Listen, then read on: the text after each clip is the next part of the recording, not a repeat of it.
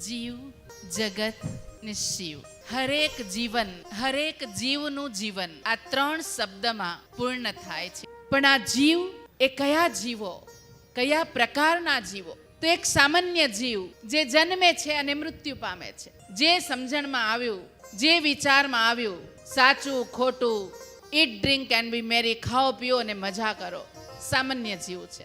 એક પ્રકાર જેને કહી શકાય સાધક જીવ, કે જે સાધના કરવા માટે પોતાના આત્માને, પોતાના જીવને ઉન્નત કરવા માટે સદા ને સદા તત્પર રહે છે. કે હું ફક્ત ઉંમરથી જ નહીં, પણ હું જ્ઞાનથી પણ વધુ, હું ગુણોથી પણ વધુ.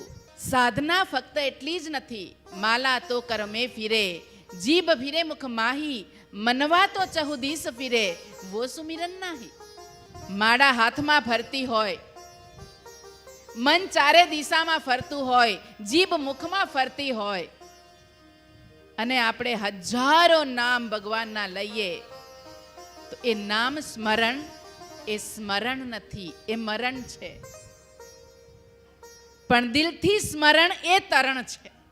તો એ સાધક જીવ છે કે કેટલી પણ વિટંબના આવે તો પણ મારે આ કાર્ય કરવું જ છે.